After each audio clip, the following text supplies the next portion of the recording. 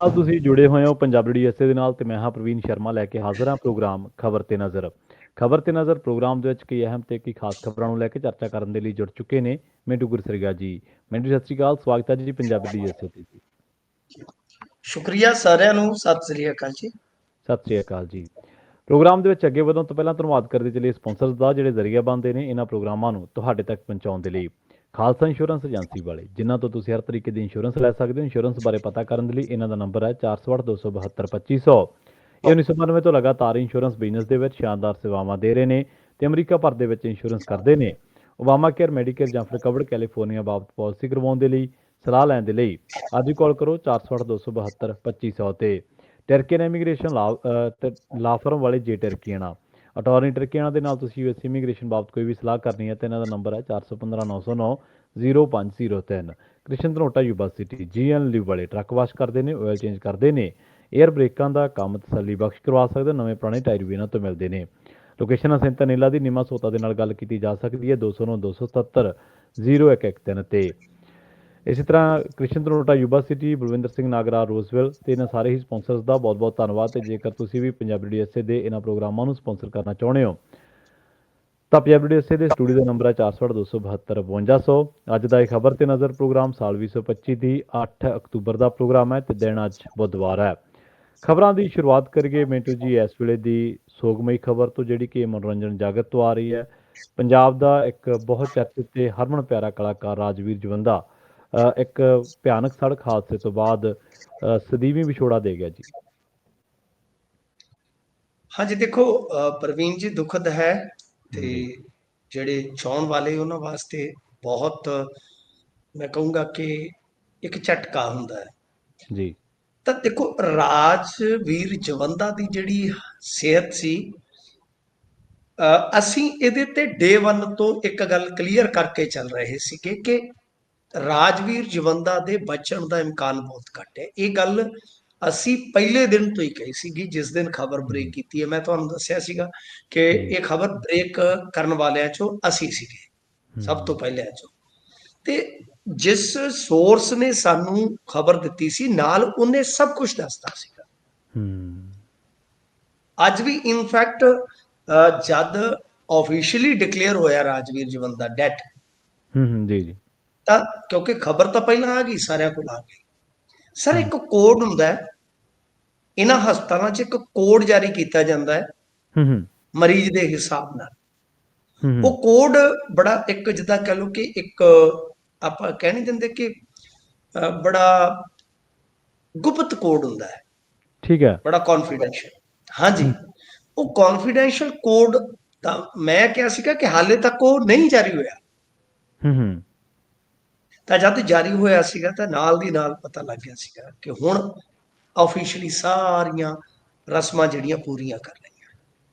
ਤਾਂ ਜਿਸ ਵੇਲੇ ਕੋਡ ਅੱਜ ਜਾਰੀ ਹੋਇਆ ਹਸਪਤਾਲ ਚੋਂ, ਕਿਸੇ ਨੂੰ ਪਤਾ ਨਹੀਂ ਲੱਗਦਾ, ਤੁਸੀਂ ਭਾਵੇਂ ਉੱਥੇ ਮਰੀਜ਼ ਦੇ ਵਾਰਸ ਹੋ ਚਾਹੇ ਕੋਈ ਵੀ ਹੋ। ਇਹ ਗੱਲ ਵੈਸੇ ਕੌਨਫੀਡੈਂਸ਼ੀਅਲ ਹੈ, ਮੈਂ ਤੁਹਾਨੂੰ ਦੱਸ ਰਿਹਾ ਜਾਣਕਾਰੀ ਵਾਸਤੇ। ਜੀ ਜੀ ਅੱਜ ਵੀ ਉਹ ਕੋਡ ਜਦੋਂ ਜਾਰੀ ਹੋਇਆ ਸੀਗਾ ਤਾਂ ਪਤਾ ਲੱਗ ਗਿਆ ਸੀਗਾ। ਤੋਂ ਮਤਲਬ ਕਿ ਡੇ 1 ਤੋਂ ਹੀ ਜੋ ਸਾਡੇ ਕੋਲ ਜਾਣਕਾਰੀ ਸੀ ਫੋਰਟਿਸ ਦੇ ਵਿੱਚੋਂ ਕਿ ਉਹਦਾ ਬਚਣਾ ਮੁਸ਼ਕਿਲ ਹੈ। ਮੁਸ਼ਕਿਲ ਹੀ ਨਹੀਂ, ਮੈਡੀਕਲ ਸਾਇੰਸ ਦੇ ਵਿੱਚ ਕਹਿ ਲਓ ਕਿ ਬਹੁਤ ਹੀ ਘੱਟ ਉਮੀਦ ਰੱਖਦਾ ਸੀ। ਤਾਂ ਖੈਰ 3 ਅਟੈਕ ਆਏ ਨੇ। ਮੈਂ ਤੁਹਾਨੂੰ ਇਹ ਵੀ ਦੱਸ ਦੇਵਾਂ ਕਿ ਉਹ ਜੁਰਮਾਨਾ ਸੀਗਾ, ਠੀਕ ਆ, ਵੈਂਟੀਲੇਟਰ ਤੇ ਇੰਨਾ ਸਮਾਂ ਕੱਢ ਲਿਆ। 3 ਅਟੈਕ ਆਏ ਨੇ। ਤੁਸੀਂ ਸੁਣਿਆ ਨਾ, ਕਿਸੇ ਨੇ 1 ਕਿਹਾ, ਕਿਸੇ ਨੇ 2, ਤਾਂ ਮੈਂ ਤੁਹਾਨੂੰ ਦੱਸ ਦਿੰਦਾ ਕਿ 3 ਅਟੈਕ ਆਏ ਨੇ ਰਾਜਵੀਰ ਜਵੰਦਾ ਨੂੰ। ਇਸ ਤੋਂ ਵੀ ਅਗਲੀ ਗੱਲ ਕਿ ਰਾਜਵੀਰ ਜਵੰਦਾ 'ਚ ਜਿੰਦ ਤੇ ਹੈ ਨਹੀਂ ਸੀ, ਉਹ ਬਚੇ ਖੁਚੇ ਸਾਹ ਸੀ, ਵੈਂਟੀਲੇਟਰ ਸੀ। ਹੁਣ ਵੈਂਟੀਲੇਟਰ ਤੇ ਇੱਥੇ ਹੁਣ ਜਿੰਨੀਆਂ ਮਰਜ਼ੀ ਥਿਊਰੀਆਂ ਸੁਣ ਲਓ ਤੁਸੀਂ ਫੇਸਬੁੱਕ ਤੇ, ਪਰ ਅਸਲ ਹਾਲਾਤ ਕੁਝ ਹੋਰ ਹੁੰਦੇ। ਮੈਂ ਤੁਹਾਨੂੰ ਹੁਣ ਚਾਨਣ ਕਰਵਾ ਦੇਣਾ ਕਿਉਂਕਿ ਹੁਣ ਜਾਣ ਵਾਲਾ ਚਲਾ ਗਿਆ। ਸਰ ਹਾਈ ਪ੍ਰੋਫਾਈਲ ਮਾਮਲਿਆਂ ਦੇ ਵਿੱਚ ਵੈਸੇ ਵੀ ਵੈਂਟੀਲੇਟਰ ਤੋਂ ਹਟਾਉਣਾ ਇੱਕ ਬਹੁਤ ਗੁੰਝਲਦਾਰ ਪ੍ਰੋਸੈਸ ਹੁੰਦਾ ਹੈ। ਉਹ ਕੰਸੈਂਟ ਤੋਂ ਬਗੈਰ ਨਹੀਂ ਹਟਾਉਂਦੇ, ਬਿਲਕੁਲ, ਜਾਂ ਕਾਨੂੰਨੀ ਪ੍ਰਕਿਰਿਆ ਦੇ ਪਾਲਣ ਤੋਂ ਬਗੈਰ ਨਹੀਂ, ਜੋ ਵੀ ਕਹਿੰਦਾ ਹੈ। ਪਰ ਇੱਥੇ ਫੈਮਿਲੀ ਡਿਵਾਈਡਡ ਸੀ ਜੀ। ਫੈਮਿਲੀ ਤੋਂ ਭਾਵ ਕਿ ਕੁਝ ਰਿਸ਼ਤੇਦਾਰ ਭਾਣਾ ਮੰਨ ਚੁੱਕੇ ਸਨ, ਕੁਝ ਕਹਿੰਦੇ ਸਨ ਕਿ ਚਾਂਸ ਲੈਣਾ ਚਾਹੀਦਾ। ਪਰ ਜਿਸ ਹਾਲਾਤ ਦੇ ਵਿੱਚ ਕਲਾਕਾਰ ਪਹੁੰਚ ਚੁੱਕਾ ਸੀਗਾ, ਵੈਂਟੀਲੇਟਰ ਤੇ ਸਮਾਂ ਦੀ ਮਤਲਬ ਕਿ ਜੋ ਹਾਲਤ ਸੀ ਉਹ ਫਿਰ ਰਿਕਵਰ ਨਹੀਂ ਹੋਈ ਹੈ, ਤੇ ਐਵੇਂ ਮੀਡੀਆ ਵਾਲੇ ਝੂਠ ਮਾਰਦੇ ਰਹੇ ਨੇ ਜੀ। ਮੈਂ ਤਾਂ 4 ਦਿਨ, ਤੁਸੀਂ ਮੇਰੇ ਪੇਜ ਤੇ ਜਾ ਕੇ ਦੇਖ ਸਕਦੇ ਹੋ, 4 ਦਿਨ ਪਹਿਲਾਂ ਦੀ ਮੈਂ ਪੋਸਟ ਪਾਈ ਕਿ ਇੱਕ ਮਤਲਬ ਕਿ ਮੇਰਾ ਮਤਲਬ ਕਿ ਚਮਤਕਾਰ ਹੈ, ਬਸ ਹੋਰ ਕੁਝ ਨਹੀਂ ਹੈ। ਆ 4 ਦਿਨ ਪਹਿਲਾਂ ਜਾਂ 3 ਦਿਨ ਦੀ ਪਹਿਲਾਂ ਦੀ ਪੋਸਟ ਹੋਈ ਮੇਰੀ, ਤੁਸੀਂ ਜਾ ਕੇ ਚੈੱਕ ਕਰ ਸਕਦੇ ਹੋ। ਤਾਂ ਮਤਲਬ ਕਿ ਇੱਕ ਜਦੋਂ ਡਿਸਪਿਊਟ ਪੈਦਾ ਹੋ ਜਾਂਦਾ ਹੈ ਜਾਂ ਇੱਕ ਵੰਡ ਪੈਦਾ ਹੋ ਜਾਂਦੀ ਹੈ ਕਿ ਬਈ ਕੋਈ ਕਹਿੰਦਾ ਕਿ ਲਾ ਲਓ, ਕੋਈ ਕਹਿੰਦਾ ਹਟਾ ਲਓ, ਤਾਂ ਫਿਰ ਹਸਪਤਾਲ ਉੱਥੇ ਬਹੁਤ ਸੀਮਤ ਜੇ ਫੈਸਲੇ ਲੈਣ ਦਾ ਅਧਿਕਾਰ ਰੱਖਦਾ ਹੈ। ਪਰ ਕੁਝ ਘੰਟੇ ਪਹਿਲਾਂ ਇਹ ਹਸਪਤਾਲ ਨੇ ਜਦੋਂ ਨੋਟ ਕੀਤਾ ਕਿ ਬਈ ਸਾਡੇ ਖਿਲਾਫ ਇੱਕ ਮੁਹਿੰਮ ਚੱਲ ਰਹੀ ਹੈ, ਇਹਨਾਂ ਦਾ ਵੀ ਕਾਰਪੋਰੇਟ ਹਸਪਤਾਲਾਂ ਦਾ ਵੀ ਕੰਪੀਟੀਸ਼ਨ ਹੈ, ਬਹੁਤ ਨਕਾਰਾਤਮਕ ਜਦੋਂ ਮੀਡੀਆ ਕਵਰੇਜ ਚੱਲ ਪਈ, ਤਾਂ ਫਿਰ ਇਹਨਾਂ ਦਾ ਇੱਕ ਬਕਾਇਦਾ ਬੋਰਡ ਬਣਿਆ। ਸੁਣਿਓ ਹੁਣ ਵਿੱਚ ਦੀਆਂ ਗੱਲਾਂ, ਬੋਰਡ ਬਣਿਆ, ਬੋਰਡ ਨੇ ਸਾਰੀ ਫਿਰ ਮੋਨੀਟਰਿੰਗ ਕਰਕੇ ਪਰਿਵਾਰ ਨੂੰ ਸੱਦ ਕੇ ਕਿਹਾ ਕਿ ਦੇਖੋ ਜੀ, ਅਸੀਂ ਤੁਹਾਡਾ ਕਹਿਣਾ ਮੰਨ ਲਿਆ, ਹੁਣ ਸਾਡਾ ਵੀ ਕਹਿਣਾ ਮੰਨੋ, ਆ ਅਸਲੀਅਤ ਹੈ, ਆ ਸੱਚ ਹੈ ਜੀ। ਤੋ ਬ੍ਰੇਨ ਪਹਿਲੇ ਦਿਨ ਹੀ ਡੈਡ ਸੀ। ਹੁਣ ਇੱਥੋਂ ਤੱਕ ਰਾਜਵੀਰ ਜਵੰਦੇ ਨੂੰ ਕਹਿ ਲਓ ਕਿ ਉਹਦੇ ਦੁਆ ਕਰਨ ਵਾਲੇ ਜਾਂ ਜੋ ਵੀ ਹੈ ਉਹ ਲੈ ਆਏ, ਪਰ ਉਹਦਾ ਜਿਹੜਾ ਇਹ ਸਫ਼ਰ ਸੀਗਾ, ਆਖਰੀ ਸਫ਼ਰ, ਉਹ ਉਦੋਂ ਹੀ ਸ਼ੁਰੂ ਹੋ ਗਿਆ ਸੀ ਜਿੱਦੇ ਉਹ ਆਪਣੇ ਰਾਈਡਿੰਗ ਵਾਲੇ ਸਫ਼ਰ ਤੇ ਨਿਕਲਿਆ ਸੀ, ਖਤਮ ਸੀ ਸਫ਼ਰ, ਉਹਦੀ ਆਖਰੀ ਰਾਈਡ ਸੀ। ਖੈਰ ਹੁਣ ਉਹਦੀ ਡੈਡ ਬੋਡੀ ਜਾਏਗੀ। ਇਹ ਤੇ ਮੈਂ ਤੁਹਾਨੂੰ ਦੱਸਿਆ ਕਿ ਅੰਦਰ ਦਾ ਪ੍ਰੋਸੈਸ ਕੀ ਹੈ ਤੇ ਅੰਦਰ ਚੱਲਿਆ ਕੀ, ਮੋਟਾ ਮੋਟੀ ਕੁਝ ਗੱਲਾਂ ਮੈਂ ਨਹੀਂ ਦੱਸ ਰਿਹਾ, ਉਹ ਜਿੰਨੀ ਕੁ ਜਾਣਕਾਰੀ ਚਾਹੀਦੀ ਆ ਉਨੀ ਕੁ ਮੈਂ ਦੱਸ ਰਿਹਾ। ਕੁਝ ਗੱਲਾਂ ਹੋਰ ਵੀ ਹੁੰਦੀਆਂ ਨੇ, ਉਹ ਦੱਸਣੀਆਂ ਮੇਰੇ ਖਿਆਲ ਦੇ ਨਾਲ ਕਿਸੇ ਦੀ ਪ੍ਰਾਈਵੇਸੀ ਨੂੰ ਇੱਥੋਂ ਤੱਕ ਲਿਜਾਣਾ ਠੀਕ ਨਹੀਂ। ਹੁਣ ਦੂਜੀ ਗੱਲ ਜਿਹੜੀ ਹੈ ਕਿ ਰਾਜਵੀਰ ਜਵੰਦਾ ਦਾ ਪਿੰਡ ਹੈ ਪੋਨਾ, ਜਗਰਾਉਂ ਕੋਲੇ, ਮੋਗੇ ਚ ਹੈ ਸ਼ਾਇਦ ਪੋਨਾ ਪਿੰਡ, ਜੇ ਮੈਂ ਨਹੀਂ ਭੁੱਲਦਾ, ਮੋਗੇ ਦਾ ਪਿੰਡ ਹੈ। ਵੈਸੇ ਜਗਰਾਉਂ ਦੇ ਨੇੜੇ ਆ ਜਾਂਦਾ, ਨੇੜੇ ਪਿਆ, ਹਾਂਜੀ, ਲੋਕ ਜਗਰਾਵਾਂ ਤਾਂ ਹੀ ਕਹਿ ਦਿੰਦੇ। ਹਾਂਜੀ ਹਾਂਜੀ, ਹੁਣ ਪੈਂਦਾ ਹੋਣਾ ਮੋਗੇ ਚ ਹੀ ਪੈਂਦਾ ਹੋਣਾ, ਜ਼ਿਲ੍ਹਾ ਮੋਗਾ ਲੱਗਦਾ ਹੋਣਾ। ਪੋਨਾ ਪਿੰਡ ਹੈ ਜੀ, ਮੈਨੂੰ ਪਤਾ ਪੋਨਾ ਪਿੰਡ ਹੈ ਇਹਨਾਂ ਦਾ। ਤੇ ਉਧਰ ਨੂੰ ਡੈਡ ਬੋਡੀ ਚਲੇ ਗਈ ਸੀਗੀ। ਫਿਰ ਅੱਜ ਟਾਈਮ ਆ ਗਿਆ ਸ਼ਾਮ ਨੂੰ ਕਿ 12 ਕੁ ਵਜੇ ਅੰਤਮ ਸੰਸਕਾਰ ਜਿਹੜਾ ਹੈ ਉਹ ਕਰ ਦਿੱਤਾ ਜਾਏਗਾ ਰਾਜਵੀਰ ਜਵੰਦੇ ਦਾ। ਉਸ ਤੋਂ ਬਾਅਦ ਹੁਣ ਬਈ ਦੇਖਦੇ ਆ ਅੱਗੇ ਕੋਈ ਪਰਿਵਾਰਕ ਕੋਈ ਪ੍ਰਤੀਕਰਮ ਆਉਂਦਾ ਕਿ ਨਹੀਂ, ਪਰ ਸੋਗ ਤੇ ਇਸ ਟਾਈਮ ਹੈ ਹੀ ਹੈ। ਤੇ ਦੂਜੀ ਗੱਲ ਇਹ ਆ ਕਿ ਜਿਸ ਤਰ੍ਹਾਂ ਕੌਸੈਸ ਵਗੈਰਾ ਲਏ ਜਾਂਦੇ ਨੇ, ਜਿਸ ਤਰ੍ਹਾਂ ਕੀਤਾ ਜਾਂਦਾ, ਉਹ ਮਸਲਾ ਵੀ ਵੇਖਣ ਤੇ ਵਿਚਾਰਨ ਵਾਲਾ ਕਿ ਸਾਡੇ ਲੋਕ ਕਹੀ ਜਾਂਦੇ ਆ ਕਿ ਇਹ ਰਾਈਡਿੰਗ ਕਿਉਂ ਕਰਦੇ ਆ, ਪਰ ਅਸੀਂ ਕਹਿੰਦੇ ਆ ਕਿ ਕਿਸੇ ਨੇ 27 ਲੱਖ ਦਾ ਮੋਟਰਸਾਈਕਲ ਲਿਆ ਹੈ ਤੇ ਉਹਨੇ ਧੂਫ ਦੇਣ ਨੂੰ ਲਿਆ, ਉਹਨੇ ਇੰਨੇ ਟੈਕਸ ਭਰੇ ਨੇ, ਇੰਪੋਰਟ ਕੀਤਾ ਹੈ, ਤੇ ਉਹਨੇ ਧੂਫ ਦੇਣ ਲਈ ਥੋੜੀ ਰੱਖਿਆ, ਤੁਸੀਂ ਥੋੜੀ ਤੈਅ ਕਰਨਾ। ਹੁਣ ਕਈ ਕਹਿ ਜਾਂਦੇ ਪੀਜੀਆਈ ਕਿਉਂ ਨਹੀਂ ਲੈ ਕੇ ਗਏ, ਅਰੇ ਸਰ ਤੁਹਾਡਾ ਬੱਚਾ ਬਿਮਾਰ ਹੋਵੇ ਪ੍ਰਵੀਨ ਜੀ, ਮੈਂ ਤੈਅ ਕਰੂੰਗਾ ਕਿ ਤੁਸੀਂ ਕਿੱਥੇ ਲੈ ਜਾਣਾ। ਸਹੀ ਸਹੀ ਸਹੀ, ਖੁਦਾ ਨਾ ਖਾਸਤਾ, ਮੈਂ ਕੌਣ ਹੁੰਨਾ ਜੀ, ਜਾਂ ਤੁਸੀਂ ਕੌਣ ਹੁੰਦੇ ਹੋ ਮੈਨੂੰ ਦੱਸਣ ਵਾਲੇ ਕਿ ਇੱਥੇ ਲੈ ਕੇ ਜਾ। ਉਹਨਾਂ ਨੂੰ ਪਤਾ ਸੀ, ਉਹਨਾਂ ਨੇ ਭਰੋਸਾ ਜਿੱਥੇ ਰੱਖਿਆ, ਬਸ ਠੀਕ ਹੈ। ਤਾਂ ਹੋ ਸਕਦਾ ਸੀ ਪੀਜੀਆਈ ਵਾਲੇ ਤਾਂ ਇੰਨਾ ਲੰਮਾ ਲਿਜਾਂਦੇ ਵੀ ਨਹੀਂ, ਕਿਉਂਕਿ ਪੀਜੀਆਈ ਤੇ ਵੈਂਟੀਲੇਟਰ ਤੇ ਜਦੋਂ ਬੰਦਾ ਉਹਨਾਂ ਦੀ ਨਜ਼ਰ ਦੇ ਵਿੱਚ ਬ੍ਰੇਨ ਡੈਡ ਹੋ ਗਿਆ ਨਾ ਜੀ, ਉਹ ਜ਼ਿਆਦਾ ਟਾਈਮ ਨਹੀਂ ਲੈਂਦੇ ਉਹਨਾਂ ਦਾ ਹੋਰ ਸਿਸਟਮ। ਹਾਂਜੀ, ਸੋ ਇਸ ਕਰਕੇ ਉਹਨਾਂ ਨੇ ਅਗਲਿਆਂ ਨੇ, ਸਾਡੇ ਬੰਦੇ ਤੁਹਾਨੂੰ ਪਤਾ ਅੱਜ ਕੱਲ ਥਿਊਰੀ ਤੇ 007 ਵਾਲੀ ਲੱਗਦੀ ਹੈ, ਤੇ ਹਰ ਪਾਸੇ ਚੱਲੀ ਜਾਂਦੀ ਹੈ ਕਿ ਬਈ ਹਸਪਤਾਲ ਬਿੱਲ ਬਣਾ ਰਿਹਾ ਸੀ ਵੈਂਟੀਲੇਟਰ ਤੇ ਜਾਣਬੁੱਝ ਕੇ। ਨਹੀਂ ਸਰ, ਹਸਪਤਾਲ ਤੇ ਫਸ ਗਿਆ ਸੀ ਵਿੱਚ ਵਿਚਾਲੇ, ਹਸਪਤਾਲ ਵਿੱਚ ਵਿਚਾਲੇ ਫਸ ਜੀ। ਉਹਦੇ ਵੀ ਹਾਈ ਪ੍ਰੋਫਾਈਲ ਮਾਮਲਿਆਂ ਦੇ ਵਿੱਚ ਹਸਪਤਾਲ ਦੀ ਪੋਜੀਸ਼ਨ ਵੀ ਕਸੂਤੀ ਹੋ ਜਾਂਦੀ ਹੈ। ਨਹੀਂ ਜੀ, ਇਹਦੇ ਚ ਇਹ ਸੀਗਾ ਕਿ ਉਹਨਾਂ ਨੇ ਬੁਲੇਟਿਨ ਹੀ ਬੰਦ ਕਰਤਾ ਸੀਗਾ ਕਈ ਦਿਨ ਤੋਂ। ਤਾਂ ਤੁਸੀਂ ਸੋਚ ਕੇ ਦੇਖੋ ਨਾ, ਇਹ ਸਾਰੀਆਂ ਚੀਜ਼ਾਂ ਹੁੰਦੀਆਂ ਨੇ। ਤਾਂ ਮਤਲਬ ਕਿ ਉਤਲਾ ਗਿਆਨ ਜਿਹੜਾ ਹੁੰਦਾ ਉਹ ਇੱਕ ਵੱਖਰੇ ਕਿਸਮ ਦਾ ਪਰਸੈਪਸ਼ਨ ਕ੍ਰੀਏਟ ਕਰਦਾ ਹੈ, ਪਰ ਹੇਠਲੇ ਪੱਧਰ ਦੀ ਜਿਹੜੀ ਗੱਲ ਹੁੰਦੀ ਹੈ ਉਹ ਇੱਕ ਵੱਖਰੀ ਹੁੰਦੀ ਹੈ, ਉਹ ਹੇਠਲੀ ਸਤ੍ਹਾ ਦੀ ਗੱਲ ਹੁੰਦੀ ਹੈ ਕਿ ਬੇਸਿਕਲੀ ਕਿ ਕੰਸੈਂਟ ਵਗੈਰਾ ਜਿਹੜੇ ਆ ਉਹ ਭਰੋਸੇ 'ਚ ਲੈਣਾ ਪਰਿਵਾਰ ਨੂੰ ਬਹੁਤ ਜ਼ਰੂਰੀ ਹੁੰਦਾ। ਪਰ ਕੁੱਲ ਮਿਲਾ ਕੇ ਬਹੁਤ ਦੁਖਦ ਹੈ ਕਿਸੇ ਦਾ ਵੀ ਚਲੇ ਜਾਣਾ ਤੇ ਕਿਸੇ ਕਲਾਕਾਰ ਦਾ ਵੀ ਚਲੇ ਜਾਣਾ।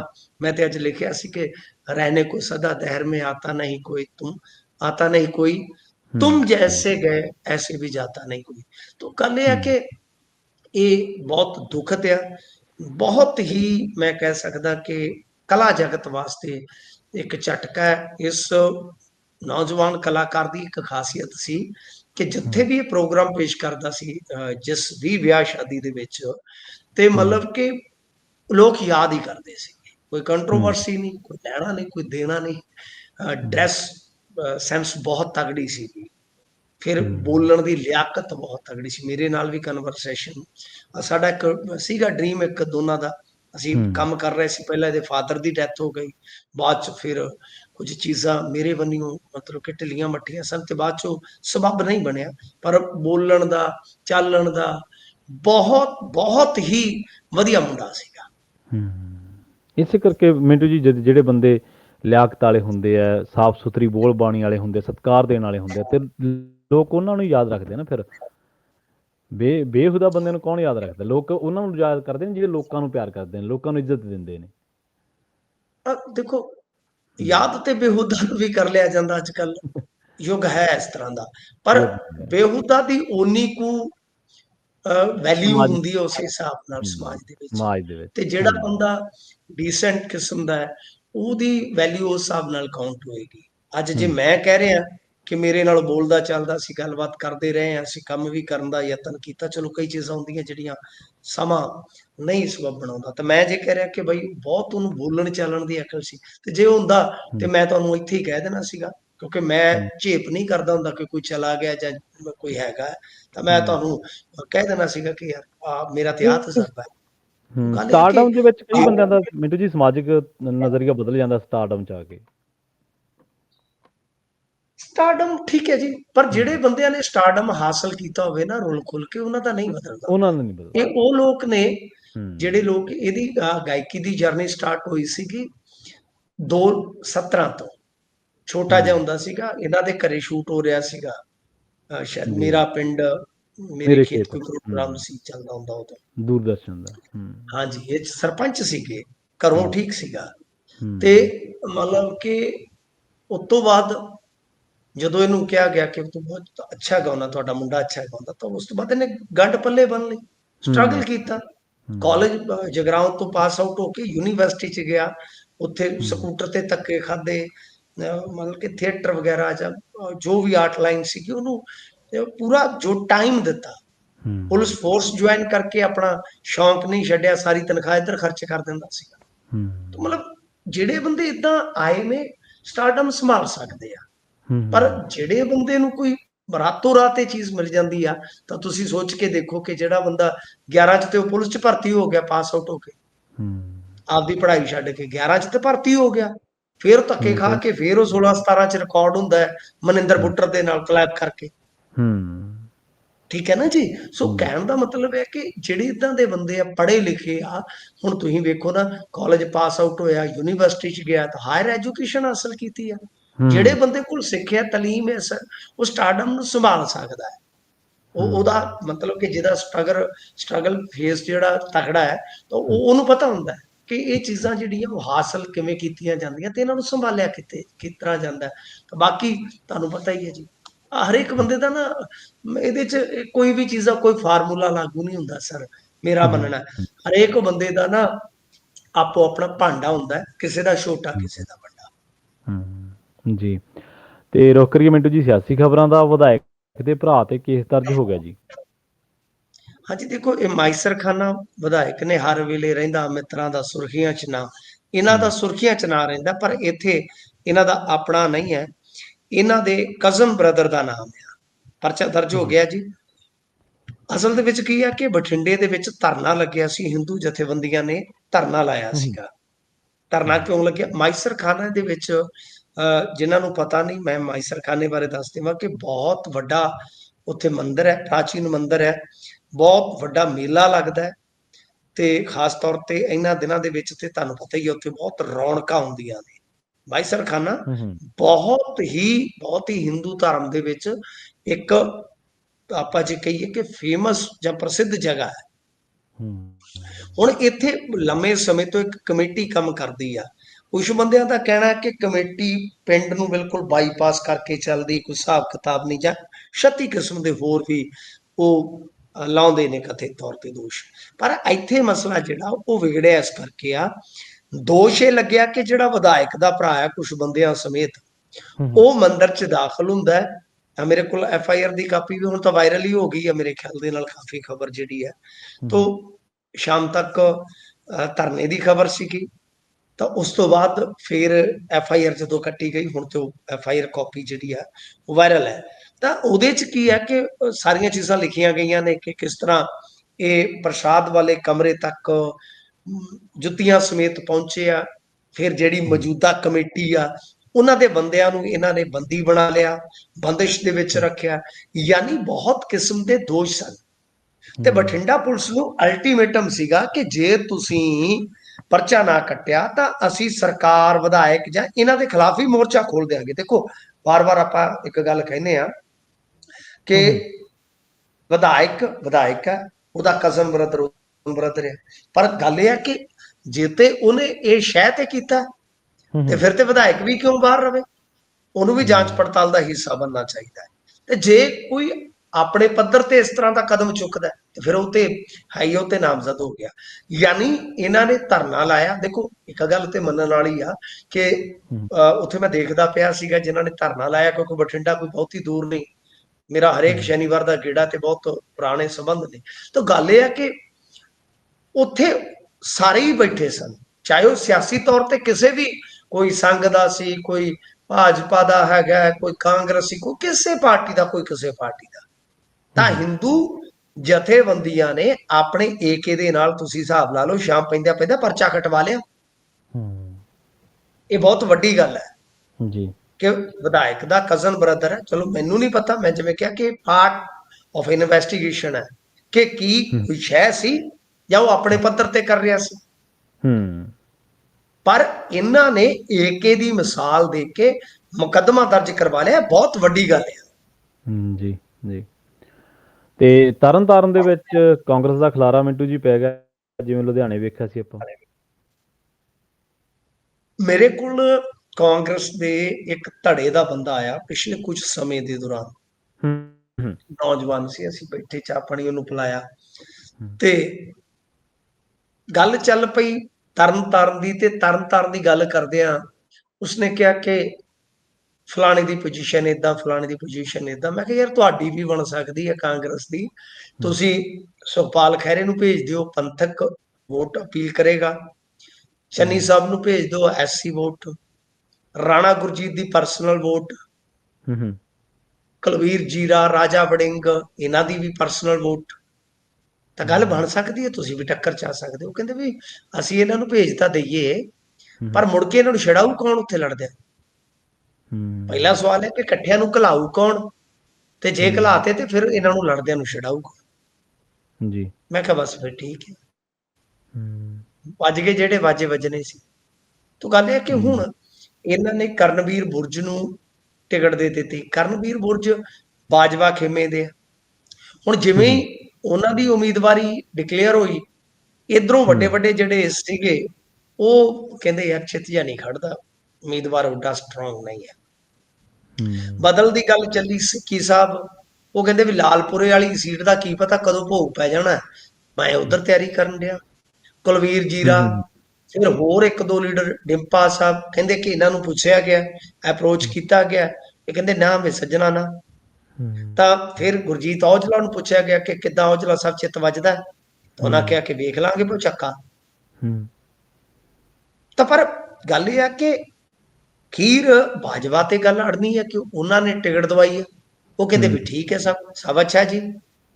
ਤਾਂ ਕਾਂਗਰਸ ਦਾ ਖਲਾਰਾ ਤੇ ਫਿਰ ਇੱਕ ਤਰ੍ਹਾਂ ਨਾਲ ਪੈ ਗਿਆ ਜੀ ਕਿ ਪਹਿਲਾਂ ਤੇ ਲੋਕਲ ਪੱਧਰ ਤੇ ਕੀ ਤੁਸੀਂ ਪ੍ਰਬੰਧ ਕਰਾਓਗੇ। ਮੈਨੂੰ ਇੱਕ ਬਹੁਤ ਵੈਟਰਨ ਆਗੂ ਨੇ ਕਿੱਸਾ ਦੱਸਿਆ, ਇੱਕ ਸਾਡੇ ਜ਼ਿਲ੍ਹੇ ਦੇ ਵਿੱਚ, ਚਲੋ ਤੁਹਾਡਾ ਵੀ ਆ ਮੁਕਤਸਰ, ਉਦੋਂ ਇੱਥੇ ਇੱਕ ਜ਼ਿਮਨੀ ਚੋਣ ਹੋਈ, ਤੁਸੀਂ ਛੋਟੇ ਹੋਵੋਗੇ ਮੁਕਤਸਰ ਜ਼ਿਲ੍ਹੇ ਦੇ ਵਿੱਚ। ਰਿਵੀਲ ਇਸ ਕਰਕੇ ਨਹੀਂ ਕੁਝ ਚੀਜ਼ਾਂ ਕਰ ਰਿਹਾ ਕਿਉਂਕਿ ਬਾਅਦ ਦੇ ਵਿੱਚ ਉਹ ਕਿਸੇ ਹੋਰ ਪਾਰਟੀ 'ਚ ਗਏ, ਅੱਜ ਉਹ ਬਹੁਤ ਸੱਤਾ 'ਚ ਬਹੁਤ ਵੱਡੇ ਅਹੁਦੇ ਤੇ ਨੇ। ਉਹਨਾਂ ਨੇ ਮੈਨੂੰ ਗੱਲ ਦੱਸੀ ਸੀ, ਉਹ ਕਹਿੰਦੇ ਕਿ ਸਾਡਾ ਹਾਲ ਇਹ ਸੀ ਕਿ ਸਾਨੂੰ ਇਹ ਹਾਰ ਦੀਦੀ ਪਈ ਸੀ। ਉਹਦਾ ਇੱਕ ਵੱਡਾ ਕਾਰਨ ਸੀ ਕਿ ਮੁਕਤਸਰ ਜ਼ਿਲ੍ਹੇ ਦੇ ਦੋ ਵੱਡੇ ਨੇਤਾ ਉਹ ਆਪਸ 'ਚ ਟਕਰਾ ਰਹੇ ਸੀ, ਤੇ ਮੈਨੂੰ ਜ਼ਿੰਮੇਵਾਰੀ ਮਿਲੀ ਕਿ ਭਾਈ ਜਾ ਕੇ ਤੇ ਕੰਮ ਕਰ ਜੀ। ਉਹ ਉਸ ਸਮੇਂ ਮਹਿਲਾ ਵਾਲਿਆਂ ਦੇ ਬਹੁਤ ਨਜ਼ਦੀਕੀ ਸੀਗੇ। ਕਹਿੰਦੇ ਵੀ ਮੈਂ ਕੀ ਕਰਦਾ, ਬਚਾਇਆ ਬਚੂਆ ਨਹੀਂ ਗੱਲ ਬਣੀ, ਤੇ ਫਿਰ ਮੈਂ ਦੋਨਾਂ ਨੂੰ ਐਂਡ ਦੇ ਵਿੱਚ ਇੱਕ ਕਮਰੇ 'ਚ ਬੰਦ ਕਰਤਾ ਕਿ ਪਹਿਲਾਂ ਤੇ ਤੁਸੀਂ ਨਿਬੜੋ ਭਰਾਵੋ, ਫਿਰ ਵੇਖਾਂਗੇ। ਤੇ ਬਾਹਰੋਂ ਅਸੀਂ ਕੁੰਡਾ ਲਾਤਾ। ਘੰਟਾ, ਡੇਢ ਘੰਟਾ, 2 ਘੰਟੇ ਲੋਕ ਕਹਿੰਦੇ ਵੀ ਸਾਡੇ ਨਾਲ ਦੇ ਨੂੰ ਕੱਢ। 1.5-2 ਘੰਟਿਆਂ ਬਾਅਦ ਜਦੋਂ ਉਹਨਾਂ ਦੇ ਗਿਲੇ ਸ਼ਿਕਵੇ ਦੂਰ ਹੋ ਗਏ, ਹੁਣ ਥੱਪੜੋ ਥੱਪੜੀ ਤੋਂ ਉਹਨਾਂ ਨੇ ਕੀ ਹੋਣਾ ਸੀ। ਬਾਅਦ ਚ ਦੋਨਾਂ ਨੂੰ ਕੱਢਿਆ ਤੇ ਸਹੁੰ ਪਵਾ ਕੇ ਨਾਲ ਤੋਰਿਆ ਤੇ ਚੋਣ ਜਿੱਤ ਗਏ ਸਨ। ਖੈਰ, ਇਹ ਗੱਲਾਂ ਨੇ ਕਿ ਕਾਂਗਰਸ ਦਾ ਇਹ ਖਲਾਰਾ ਅੱਜ ਦਾ ਨਹੀਂ ਹੈ, ਬਹੁਤ ਲੰਮੇ ਸਮੇਂ ਤੋਂ ਇਹ ਹੁਣ ਦੇਖਣਾ ਹੋਏਗਾ। ਜੇ ਤੇ ਪਾਰ ਪਾ ਲੈਣਗੇ ਇਹਨਾਂ ਚੀਜ਼ਾਂ ਤੋਂ ਤੇ ਕੁਝ ਮਾੜਾ ਮੋਟਾ ਵਟਿਆ ਜਾਊਗਾ, ਨਹੀਂ ਤੇ ਮੈਨੂੰ ਲੱਗਦਾ ਕਿ ਇਹ ਕਿਤੇ ਨੰਬਰਾਂ ਵਾਲੀ ਗੇਮ 'ਚ ਨਾ ਖਿਸਕ ਜਾਣ। ਪਹਿਲਾ ਨੰਬਰ, ਦੂਜਾ ਨੰਬਰ, ਤੀਜਾ ਨੰਬਰ, ਚੌਥਾ ਨੰਬਰ ਜਿਵੇਂ ਹੁੰਦਾ ਹੈ। ਇਸ ਕਰਕੇ ਕਾਂਗਰਸ ਨੂੰ ਮੇਰੇ ਖਿਆਲ ਦੇ ਨਾਲ ਤਰਨਤਾਰਨ ਵਾਲੀ ਚੋਣ ਲਾਈਟਲੀ ਨਹੀਂ ਸੀ ਲੈਣੀ ਚਾਹੀਦੀ। ਵੱਡਾ ਚਿਹਰਾ ਖੋਜ ਕੇ ਰੱਖਣਾ ਚਾਹੀਦਾ ਸੀ, ਕਿਉਂਕਿ ਇਹ ਜੇ ਆਪਾਂ ਦੇਖੀਏ ਤਾਂ ਰਾਤੋਂ ਰਾਤ ਇਲੈਕਸ਼ਨ ਡਿਕਲੇਅਰ ਨਹੀਂ ਹੁੰਦਾ, ਲੰਮਾ ਸਮਾਂ ਬੀਤ ਜਾਂਦਾ ਹੈ ਜਦੋਂ ਕੋਈ ਇਸ ਤਰ੍ਹਾਂ ਦੀ ਸੀਟ ਖਾਲੀ ਹੁੰਦੀ ਹੈ। ਤਾਂ ਬਹਰਹਾਲ ਉਮੀਦ ਘੱਟ ਆ ਕਿ ਇਹਨਾਂ ਦਾ ਏਕਾ ਹੋਏਗਾ, ਤੇ ਜਦੋਂ ਤੱਕ ਏਕਾ ਨਹੀਂ ਹੋਏਗਾ ਤੇ ਫਿਰ ਫਤਹ ਦਾ ਤਾਂ ਮੇਰੇ ਖਿਆਲ ਦੇ ਨਾਲ ਇਮਕਾਨ ਕੋਈ ਹੋ ਹੀ ਨਹੀਂ ਸਕਦਾ। ਜੀ, ਤੇ ਪੰਜਾਬ ਦੇ ਵਿੱਚ ਮਿੰਟੂ ਜੀ ਇੱਕ ਜ਼ਿਲ੍ਹਾ ਹੋਰ ਵੱਧ ਸਕਦਾ ਜੀ? ਹਾਂਜੀ, ਦੇਖੋ, ਗੁਰੂ ਤੇਗ ਬਹਾਦਰ ਸਾਹਿਬ ਜੀ ਦੇ ਜਿਹੜੇ 350ਵੇਂ ਸ਼ਹੀਦੀ ਦਿਹਾੜੇ ਦੇ ਸਮਾਗਮ ਆ, ਮੁੱਖ ਤੌਰ ਤੇ ਸਰਕਾਰ ਮਨਾਉਣ ਜਾ ਰਹੀ ਆ ਸ੍ਰੀ ਅਨੰਦਪੁਰ ਸਾਹਿਬ ਦੇ ਵਿੱਚ। ਹੁਣ ਉੱਥੇ ਇਹਨਾਂ ਨੇ ਵਿਸ਼ੇਸ਼ ਇਜਲਾਸ ਦਾ ਵੀ ਪ੍ਰਬੰਧ ਕੀਤਾ ਹੋਇਆ ਹੈ, ਤਿਆਰੀਆਂ ਪੂਰੀਆਂ ਨੇ। ਦੇਖੋ, ਹਰਜੋਤ ਸਿੰਘ ਬੈਂਸ ਪਿਛਲੇ ਕੁਝ ਮਹੀਨਿਆਂ ਤੋਂ ਤੁਸੀਂ ਦੇਖੋਗੇ ਜਾਂ ਕੁਝ ਹਫ਼ਤਿਆਂ ਤੋਂ ਉਹਨਾਂ ਦਾ ਤੁਸੀਂ ਕੰਮ ਕਰ ਚੈੱਕ ਕਰਕੇ ਦੇਖੋ ਕਿ ਕਿੰਨੀ ਰਫ਼ਤਾਰ ਫੜੀ ਆ ਉਹਨਾਂ ਨੇ। ਉਹ ਤੁਹਾਨੂੰ ਸਰਕਾਰ ਤੋਂ ਵੱਖਰੇ ਨਜ਼ਰ ਆਉਣਗੇ। ਆਪਣਾ ਮਹਿਕਮਾ ਉਹਨਾਂ ਦਾ ਕਿਵੇਂ ਚੱਲਦਾ ਕਿਵੇਂ ਨਹੀਂ ਉਹ ਮੈਨੂੰ ਪਤਾ ਨਹੀਂ ਹੈ, ਪਰ ਉੱਥੇ ਉਹ ਲੋਕਲ ਪੱਧਰ ਤੇ ਕਿੱਦਾਂ ਕੰਮ ਕਰਦੇ ਜਰਾ ਦੇਖ ਕੇ ਤੁਸੀਂ ਦੱਸਣਾ। ਹੜ੍ਹਾਂ ਦੀ ਸਥਿਤੀ ਹੋਵੇ, ਅਪਡੇਸ਼ਨ ਹੋਵੇ, ਆਪਣਾ ਘਰ ਖੋਲ ਦਿੱਤਾ ਉਹਨਾਂ ਨੇ, ਮਤਲਬ ਕਿ ਉਹ ਹਲਕੇ ਤੋਂ ਬਾਹਰ ਹੀ ਨਹੀਂ ਨਿਕਲੇ। ਉੱਤੋਂ ਸ੍ਰੀ ਅਨੰਦਪੁਰ ਸਾਹਿਬ ਦੇ ਵਿੱਚ ਇਹ ਸਮਾਗਮਾਂ ਦਾ ਉਹਨਾਂ ਨੇ ਮੁੱਢ ਬੰਨਿਆ ਤੇ ਅਰੇਂਜਮੈਂਟ ਐਸੇ ਕਰ ਰਹੇ ਨੇ, ਜੇ ਉਹਨਾਂ ਨੇ ਨੇਪਰੇ ਚਾੜ ਦਿੱਤੇ ਤਾਂ ਮੇਰੇ ਖਿਆਲ ਦੇ ਨਾਲ ਦੇਖੋ ਇਹ ਉਹਨਾਂ ਵਾਸਤੇ ਇੱਕ ਮੀਲ ਦਾ ਪੱਥਰ ਹੋਏਗਾ, ਕਿਉਂਕਿ ਉਹਨਾਂ ਦਾ ਇਲਾਕਾ ਹੈ, ਉਹ ਮੰਤਰੀ ਨੇ ਉੱਥੋਂ ਦੇ।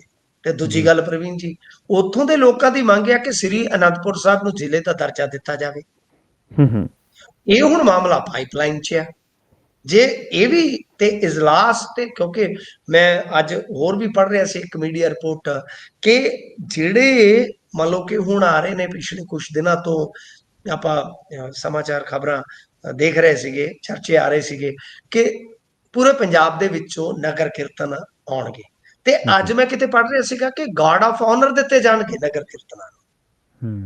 ਇਹ ਵੀ ਇੱਕ ਮਤਲਬ ਕਿ ਵਿਲੱਖਣ ਪਹਿਲ ਹੋਏਗੀ। ਸੋ ਮਤਲਬ ਕਿ ਤੁਸੀਂ ਦੇਖੋ ਕਿ ਜਦੋਂ ਤੋਂ ਹਰਜੋਤ ਸਿੰਘ ਬੈਂਸ ਨੇ ਸਜ਼ਾ ਭੁਗਤੀ ਆ ਜਾਂ ਸਾਰੇ ਪ੍ਰਕਾਰ ਨੂੰ ਲੈ ਲਓ, ਤਾਂ ਉਹਨਾਂ ਨੇ ਮਤਲਬ ਆਪਣੇ ਆਪ ਨੂੰ ਪਤਾ ਨਹੀਂ ਕੀ, ਮੈਨੂੰ ਨਹੀਂ ਲੱਗਦਾ ਕਿ ਕੋਈ ਅਸੀਂ ਅੰਦਾਜ਼ਾ ਲਾਈਏ ਠੀਕ ਹੋਏਗਾ, ਆਪਣੇ ਆਪ ਨਾਲ ਪਤਾ ਨਹੀਂ ਕੀ ਤੈਅ ਕੀਤਾ। ਤਾਂ ਉਸ ਤੋਂ ਬਾਅਦ ਉਹ ਡੇ ਬਾਏ ਡੇ ਮਤਲਬ ਕਿ ਜੇ ਤੁਸੀਂ ਵੇਖੋਗੇ ਤਾਂ ਆਪਣੇ ਇਲਾਕੇ 'ਚ ਬਹੁਤ ਐਕਟਿਵ ਨਜ਼ਰ ਆਉਂਦੇ ਆ। ਤਾਂ ਕੁਝ ਮੰਤਰੀ ਹੋਰ, ਜਿੱਦਾਂ ਮੈਂ ਤੁਹਾਨੂੰ ਇੱਕ ਹੋਰ ਦੱਸ ਦਿੰਦਾ, ਬੀਬੀ ਬਲਜੀਤ ਕੌਰ ਮਲੋਟ ਦੇ ਵਿੱਚ ਅੱਜ ਕੱਲ ਉਹ ਵੀ ਕੈਬਨਿਟ ਵਜ਼ੀਰ ਨੇ। ਮੈਂ ਉਹਨਾਂ ਨੂੰ ਦੇਖਦਾ ਰਹਿੰਦੇ ਮਲੋਟ ਨੇ ਇਸ ਟਾਈਮ। ਪਹਿਲਾਂ ਮਲੋਟ ਵਾਲੇ ਕਹਿੰਦੇ ਸੀ ਕਿ ਬਈ ਕਿਹੜੇ ਨੂੰ ਜਿਤਾ ਬੈਠੇ ਅਸੀਂ, ਇਹਨਾਂ ਦਾ ਇੱਕ ਘਰ ਮੁਕਤਸਰ ਆ, ਇੱਕ ਫਰੀਦਕੋਟ ਆ, ਮਲੋਟ ਤੇ ਆਉਂਦੇ ਹੀ ਨਹੀਂ। ਤਾਂ ਕੁਝ ਮੰਤਰੀ ਹੁਣ ਖੁੱਲ ਕੇ ਕੰਮ ਕਰਨਾ ਸ਼ੁਰੂ ਕਰ ਚੁੱਕੇ। ਤਾਂ ਡੈਫੀਨੇਟਲੀ ਦੇਖੋ ਇੱਕ ਚੀਜ਼ ਤੇ ਹੈ ਪ੍ਰਵੀਨ ਜੀ ਕਿ ਰਾਜਸੀ ਲਾਭ ਤੇ ਮਿਲਦੇ ਨੇ ਜਦੋਂ ਇਹ ਬੜੇ ਵੱਡੇ ਕਦਮ ਹੁੰਦੇ। ਹੁਣ ਸ੍ਰੀ ਮੁਕਤਸਰ ਸਾਹਿਬ ਜ਼ਿਲ੍ਹਾ ਬਣਿਆ, ਪਹਿਲਾਂ ਫਿਰੋਜ਼ਪੁਰ 'ਚ ਸੀਗੇ ਪਿੰਡ, ਫਿਰ ਫਰੀਦਕੋਟ 'ਚ ਆਏ, ਫਿਰ ਮੁਕਤਸਰ 'ਚ ਆਏ। ਮੁਕਤਸਰ ਜ਼ਿਲ੍ਹਾ ਬਣਿਆ ਤਾਂ ਕਿਹਨੂੰ ਯਾਦ ਕੀਤਾ ਜਾਂਦਾ ਤੁਹਾਨੂੰ ਪਤਾ? ਤੁਹਾਡੇ ਗੁਆਂਢੀ ਨੂੰ। ਤੁਹਾਡੀ ਤਾਂ ਮੇਰੇ ਖਿਆਲ ਦੇ ਨਾਲ ਉਦੋਂ ਸੁਰਤ ਨਹੀਂ ਸੰਭਲੀ ਹੋਣੀ ਜਦੋਂ ਇਹ ਦਰਜਾ ਦਿੱਤਾ ਗਿਆ। ਤੁਹਾਨੂੰ ਪਤਾ ਵੀ ਕਿਹਨੇ ਦਿੱਤਾ ਦਰਜਾ। ਤੇ ਇਸ ਕਰਕੇ ਲੋਕਲ ਲਾਭ ਜ਼ਰੂਰ ਮਿਲਦਾ ਹੈ ਪੋਲੀਟੀਸ਼ੀਅਨ, ਇਹਦੇ ਵਿੱਚ ਕੋਈ ਸ਼ੱਕ ਨਹੀਂ। ਹਾਂ, ਇਹ ਆ ਕਿ ਪੈਸਾ ਬਹੁਤ ਲੱਗਦਾ ਹੈ, ਜੀ ਜੀ। ਪੈਸਾ ਬਹੁਤ ਲੱਗਦਾ ਜ਼ਿਲ੍ਹਾ ਬਣਾਉਣ ਤੇ। ਮਲੇਰਕੋਟਲੇ ਨੂੰ ਵੇਖ ਲਓ ਕਿ ਉੱਥੇ ਜੱਜ ਬਣਾਉਣ ਲਈ ਜਗ੍ਹਾ ਨਹੀਂ ਹੈਗੀ ਇਹਨਾਂ ਦੇ ਕੋਲ। ਸਹੀ। ਅਰੇਂਜਮੈਂਟ ਵੀ ਹੋਣੇ ਚਾਹੀਦੇ ਉਸ ਪੱਧਰ ਤੇ ਜੀ। ਪ੍ਰਸ਼ਾਸਨਿਕ ਪੱਧਰ ਤੇ ਬਹੁਤ ਖਰਚ ਕਰਨਾ ਪੈਂਦਾ, ਬਹੁਤ ਸਾਰਾ ਢਾਂਚਾ ਤੁਹਾਨੂੰ ਖੜਾ ਕਰਨਾ ਪੈਂਦਾ ਫਿਰ। ਜੀ ਜੀ। ਤੇ ਪੰਜਾਬ ਪੁਲਿਸ ਦੇ ਵਿੱਚ ਵਿਆਪਕ ਫੇਰਬਦਲ ਹੋਇਆ ਜੀ? ਹਾਂਜੀ, ਦੇਖੋ ਬਹੁਤ ਵੱਡੇ ਪੱਧਰ ਤੇ ਇਹਨਾਂ ਨੇ ਅੱਜ ਅਫਸਰ ਬਦਲੇ ਨੇ, ਬਹੁਤ ਹੀ ਵੱਡੇ ਪੱਧਰ ਤੇ। ਮੈਂ ਤਾਂ ਦੇਖ ਰਿਹਾ ਸੀ ਡੀਐਸਪੀ ਤੋਂ ਲੈ ਕੇ ਆਈਪੀਐਸ ਤੱਕ। ਹੁਣ ਐਗਜ਼ੈਕਟ ਗਿਣਤੀ ਕਿੰਨੀ ਆ ਉਹ ਤੇ ਸਵੇਰੇ ਪਤਾ ਲੱਗੂਗਾ। 133 ਤੇ ਡੀਐਸਪੀ ਬਦਲ ਦਿੱਤੇ ਆ, ਤੇ ਨਾਲ ਏਐਸਪੀ ਆ ਜਿਹੜੇ ਵਿਜੀਲੈਂਸ ਤੇ ਸੜਕ ਸੁਰੱਖਿਆ ਫੋਰਸ ਦੇ ਵਿੱਚ ਵੀ ਕੁਝ ਨਵੀਆਂ ਤੈਨਾਤੀਆਂ ਕੀਤੀਆਂ ਗਈਆਂ ਨੇ। ਇਹਦਾ ਮਤਲਬ ਇਹ ਹੈ ਕਿ ਬਹੁਤ ਹੀ ਵੱਡੇ ਪੱਧਰ ਤੇ ਇਹਨਾਂ ਨੇ ਤਬਾਦਲੇ ਕੀਤੇ ਆ। ਜਲੰਧਰ ਨੂੰ 7, ਕਪੂਰਥਲੇ ਨੂੰ 3 ਨਵੇਂ ਡੀਐਸਪੀ ਮਿਲੇ ਆ। ਇਹ ਵੀ ਮੈਂ ਇੱਕ ਰਿਪੋਰਟ ਪੜ੍ਹ ਰਿਹਾ ਸੀਗਾ।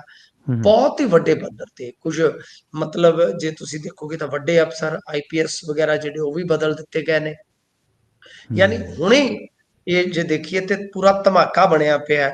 ਉਹ ਵੀ ਬਦਲ ਦਿੱਤਾ, ਉਹ ਵੀ ਬਦਲ ਦਿੱਤਾ। ਹਾਲੇ ਕੋਈ ਪਤਾ ਨਹੀਂ ਲੱਗ ਰਿਹਾ ਕਿ ਕੁੱਲ ਕਿੰਨੇ ਬਦਲੇ ਆ ਮੋਟੇ ਤੌਰ ਤੇ ਜੇ ਆਪਾਂ ਦੇਖੀਏ। ਪਰ ਬਦਲੀਆਂ ਥੋਕ ਦੇ ਵਿੱਚ ਹੋਈਆਂ, ਆਈਪੀਐਸ ਦੀਆਂ ਵੀ ਬਦਲੀਆਂ ਹੋਈਆਂ, ਪੀਪੀਐਸ ਦੀਆਂ ਵੀ ਬਦਲੀਆਂ ਹੋਈਆਂ ਨੇ।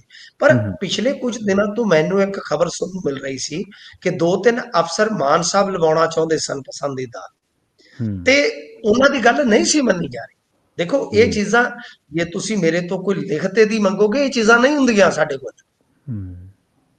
ਇਹ ਚਰਚਾਵਾਂ ਹੁੰਦੀਆਂ ਨੇ, ਜੋ ਉੱਚ ਪੱਧਰੀ ਗੱਲਾਂ ਬਾਤਾਂ ਚੱਲਦੀਆਂ ਨੇ। ਤਾਂ ਤੇ ਬਹਰਹਾਲ ਜਿਨ੍ਹਾਂ ਦੀ ਮੰਨੀ ਨਹੀਂ ਜਾ ਰਹੀ, ਉਹ ਵੀ ਤਾਂ ਮੌਖਿਕ ਹੀ ਕਹਿੰਦੇ ਆ ਗੱਲਾਂ, ਵੀ ਆਹ ਕੰਮ ਕਰ ਦਿਓ ਭਾਈ, ਮੂਹਰੋਂ ਮੌਖਿਕ ਹੀ ਜਵਾਬ ਮਿਲਦਾ ਮਿੰਟੂ ਜੀ। ਹਾਂ ਬਿਲਕੁਲ ਮੌਖਿਕ ਹੀ ਚੀਜ਼ਾਂ ਹੁੰਦੀਆਂ ਨੇ ਇਹ ਤਾਂ। ਕੋਈ ਆਪਣੇ ਕੋਲ ਇਹਨਾਂ ਦੀ ਰਿਕਾਰਡਿੰਗ ਨਹੀਂ ਹੁੰਦੀ। ਤਾਂ ਮੈਨੂੰ 3-4 ਦਿਨ ਪਹਿਲਾਂ ਪ੍ਰਵੀਨ ਜੀ ਪਤਾ ਲੱਗਿਆ ਸੀਗਾ ਕਿ ਸੂਚੀਆਂ ਤਿਆਰ ਹੋ ਰਹੀਆਂ ਨੇ। ਮਾਨ ਸਾਹਿਬ 2-3 ਵੱਡੇ ਨਾਂ ਪਾਉਣਾ ਚਾਹੁੰਦੇ ਨੇ, ਪਰ ਉਹਨਾਂ ਨਾਵਾਂ ਤੇ ਸਹਿਮਤੀ ਨਹੀਂ ਬਣ ਪਾ ਰਹੀ। ਹੁਣ ਆਪਾਂ ਲਿਸਟ ਜਦੋਂ ਪ੍ਰੋਪਰ ਪੂਰੀ ਦੀ ਪੂਰੀ ਚੈੱਕ ਕਰਾਂਗੇ ਕਿੰਨੀ ਗਿਣਤੀ ਹੁੰਦੀ ਹੈ। ਵੈਸੇ ਤੇ ਮੇਰੇ ਖਿਆਲ ਦੇ ਨਾਲ ਪੰਜਾਬ ਪੁਲਿਸ ਬੰਨੀ ਤਕਰੀਬਨ ਲਗਭਗ ਮੈਨੂੰ ਲੱਗਦਾ ਕਿ 125 ਤੋਂ 150 ਦੇ ਦਰਮਿਆਨ ਤੇ ਘੱਟੋ ਘੱਟ ਅੱਜ ਬਦਲੀ ਕਰ ਦਿੱਤੀ ਗਈ ਆ। ਤਾਂ ਉਹਦੇ ਚ ਇਹ ਦੇਖਣਾ ਹੋਏਗਾ ਕਿ ਜਿਹੜੀਆਂ 3-4 ਮਹੱਤਵਪੂਰਨ ਤੈਨਾਤੀਆਂ ਸੀ ਕਿ ਉਹ ਕੀਤੀਆਂ ਗਈਆਂ ਕਿ ਨਹੀਂ। ਉਸ ਤੋਂ ਬਾਅਦ ਤਸਵੀਰ ਥੋੜੀ ਜਿਹੀ ਸਪਸ਼ਟ ਹੋਵੇਗੀ। ਪਰ ਇਹ ਵੱਡਾ ਫੇਰ ਬਦਲ, ਤਰਨਤਾਰਨ ਦੀ ਜ਼ਿਮਨੀ ਚੋਣ ਲਾ ਲਓ, ਲਾਅ ਐਂਡ ਆਰਡਰ ਲਾ ਲਓ, ਜਾਂ ਹੋਰ ਬਹੁਤ ਸਾਰੀਆਂ ਚੀਜ਼ਾਂ ਇਹਨਾਂ ਦੇ ਨਾਲ ਜੁੜਦੀਆਂ ਹੈਗੀਆਂ ਨੇ। ਜੀ ਜੀ। ਤੇ ਸ਼ਾਹ ਨੇ ਜਾਂਦਿਆਂ ਦੀ ਗੱਲ ਕਰੀਏ, ਮੇਲ ਸਰਵਰ ਬਦਲਿਆ ਜੀ? ਹਾਂਜੀ, ਉਹਨਾਂ ਦਾ ਇੱਕ ਟਵੀਟ ਆਇਆ ਹੁਣੇ ਮੈਂ ਦੇਖ ਰਿਹਾ ਸੀਗਾ। ਤਾਂ ਉਹਦੇ ਵਿੱਚ ਵੈਸੇ ਉਹ ਟਵੀਟ ਜਿਹੜਾ ਕਰ ਰਹੇ ਉਹ ਤਾਂ ਐਕਸ ਤੇ ਕਰ ਰਹੇ ਨੇ। ਇਹ ਵੀ ਇੰਟਰਸਟਿੰਗ ਹੈ ਨਾ। ਤਾਂ ਇਹ ਕਿਉਂ ਇੰਟਰਸਟਿੰਗ ਆ ਉਹਦੇ ਤੇ ਵੀ ਆਪਾਂ ਗੱਲ ਕਰਦੇ ਆ। ਤਾਂ ਹੁਣ ਇਹਨਾਂ ਨੇ ਇੱਕ ਸ਼ੇਅਰ ਕੀਤਾ ਸੀਗਾ ਆਪਣੇ ਆਪ ਨੂੰ ਐਕਸ ਤੇ, ਕਿ ਮੈਂ ਜ਼ੋਹੋ ਮੇਲ ਤੇ ਆਪਣੇ ਆਪ ਨੂੰ ਸਵਿਚ ਕਰ ਲਿਆ ਹੈ। ਜ਼ੋਹੋ ਮੇਲ ਜਿਹੜਾ ਹੈ ਇਹ ਬੇਸਿਕਲੀ ਇੱਕ ਇੰਡੀਅਨ ਕੰਪਨੀ ਕਹਿ ਲਓ, ਇੰਡੀਅਨ ਸਟਾਰਟਅਪ ਹੈ। ਤੇ ਫੇਸਬੁੱਕ ਦੇ ਵਾਂਗੂ ਜਿਵੇਂ ਆਪਾਂ ਦੇਖਦੇ ਆ ਕਿ ਅੱਗੇ ਪਹਿਲਾਂ ਹੋਰ ਕੁਝ ਇਦਾਂ ਦੇ ਪਲੇਟਫਾਰਮ ਚੱਲਦੇ ਹੁੰਦੇ ਸਨ, ਫਿਰ WhatsApp ਆਇਆ, WhatsApp ਦੀ ਜਗ੍ਹਾ ਤੇ ਕਿੰਨੇ ਆ ਗਏ। ਹੁਣ WhatsApp ਦਾ ਬਦਲ ਵੀ ਪੇਸ਼ ਕੀਤਾ ਜਾ ਰਿਹਾ ਔਰ ਸੇਮ ਕੰਪਨੀ ਆ। ਇਹਦਾ ਮਤਲਬ ਕੀ ਹੈ? ਇਹਦਾ ਮਤਲਬ ਸਾਫ਼ ਆ ਕਿ ਅਮਰੀਕਾ ਦੇ ਨਾਲ ਜਿਸ ਤਰ੍ਹਾਂ ਦੇ ਤਾਲੁਕਾਤ ਬਣੇ ਆ, ਬਣੇ ਦਾ ਮਤਲਬ ਕਿ ਜਿਸ ਤਰ੍ਹਾਂ ਦੇ ਹਾਲਾਤ ਬਣੇ ਆ, ਤਾਂ ਉਸ ਤੋਂ ਬਾਅਦ ਸ਼ਾਇਦ ਇਹ ਵੀ ਝਟਕਾ ਦੇਣ ਲਈ ਹੌਲੀ ਹੌਲੀ ਕਮਰ ਕੱਸਾ ਕੱਸ ਰਹੇ ਆ। ਕਿਉਂਕਿ WhatsApp ਦਾ ਇਹਨਾਂ ਨੇ ਬਦਲ ਲਿਆਂਦਾ ਹੈ, ਐਰਾਟਾਈ ਕੁਛ ਐਸਾ ਨਾਮ ਹੈ ਉਹਦਾ, ਨਾਮ ਕਸੂਤਾ ਜਿਹਾ। ਮੈਂ ਸਪੈਲਿੰਗ ਦੱਸ ਦਿਆਂਗਾ ਕਿ ARATTAI, ਜੇ ਮੈਂ ਗਲਤ ਨਹੀਂ ਤਾਂ। ਪਤਾ ਨਹੀਂ ਹੁਣ ਅੰਗਰੇਜ਼ੀ ਚ ਇਹਦਾ ਕੀ ਹੈ, ਮੈਂ ਤਾਂ ਜਦੋਂ ਡਾਊਨਲੋਡ ਕਰੂੰਗਾ ਤਾਂ ਫਿਰ ਪਤਾ ਲੱਗੂਗਾ ਕਿ ਇਹਨੂੰ ਕਹਿਣਾ ਕੀ ਆ। ਮੈਂ ਤਾਂ ਐਰਾਤਾਈ ਕਹਿ ਰਿਹਾ ਸੀਗਾ ਕਿ ਸ਼ਾਇਦ ਐਰਾਤਾਈ ਬਣਾ ਦਿੱਤੀ ਆ। ਤੋ ਜ਼ੋ ਵਾਲੇ ਇਹ ਸੇਮ ਕੰਪਨੀ ਆ। ਪਰ ਇੱਕ ਵੱਡਾ ਸਵਾਲ ਪੈਦਾ ਹੋਏਗਾ ਕਿ ਜਨਾਬ ਹੁਣ ਤੇ ਤੁਹਾਨੂੰ ਇਹ ਚੇਤਾ ਆ ਗਿਆ, ਸਵਦੇਸ਼ੀ ਵਾਲਾ ਤੇ ਫਲਾਂ ਟਮਕਾ, ਬਹੁਤ ਸਾਰੇ ਸਾਡੇ ਵਧੀਆ ਮੰਚ ਜਿਹੜੇ ਤਿਆਰ ਹੋ ਗਏ ਸੀਗੇ। ਟਿਕਟੌਕ ਦਾ ਬਦਲ ਆਇਆ ਸੀ, ਹੋਰ ਇਸ ਤੋਂ ਇਲਾਵਾ ਬਦਲ ਆਏ ਸੀਗੇ, ਉਹਨਾਂ ਨੂੰ ਤੁਸੀਂ ਕਿਉਂ ਨਹੀਂ ਬਚਾ ਸਕੇ? ਇਹ ਵੀ ਇੱਕ ਵੱਡਾ ਸਵਾਲ ਹੈ। ਤਾਂ ਜੀਮੇਲ ਦੀ ਜਗ੍ਹਾ ਇਹਨਾਂ ਨੇ ਜ਼ੋਹੋ ਮੇਲ ਚੁਣ ਲਿਆ। ਤੇ ਜੇ ਕਿਸੇ ਨੇ ਕੋਈ ਮੇਲ ਇਹਨਾਂ ਨੂੰ ਕਰਨਾ ਹੋਵੇ ਕਰਕੇ ਦੇਖ ਲਿਓ ਭਾਈ, ਰਿਵਰਟ ਆ ਜਾਏ ਤਾਂ। ਜੀ। ਮਿੰਟੂ ਜੀ, ਇਹਨਾਂ ਖਾਸ ਖਬਰਾਂ ਤੇ ਖਾਸ ਜਾਣਕਾਰੀਆਂ ਦੇ ਲਈ ਤੁਹਾਡਾ ਬਹੁਤ ਬਹੁਤ ਧੰਨਵਾਦ ਜੀ। ਸਤਿ ਸ੍ਰੀ ਅਕਾਲ। ਸਤਿ ਸ੍ਰੀ ਅਕਾਲ। ਜੀ ਪ੍ਰੋਗਰਾਮ ਖਬਰ ਤੇ ਨਜ਼ਰ ਨੂੰ ਆਪਾਂ ਇੱਥੇ ਹੀ ਸਮਾਪਤ ਕਰਾਂਗੇ। ਤੁਹਾਡਾ ਸਾਰਿਆਂ ਦਾ ਵੀ ਬਹੁਤ ਧੰਨਵਾਦ। ਸਤਿ ਸ਼੍ਰੀ ਅਕਾਲ। ਜੁੜੇ ਰਹੋ ਇਸੇ ਤਰ੍ਹਾਂ ਪੰਜਾਬੀ ਰੇਡੀਓ USA ਦੇ ਨਾਲ।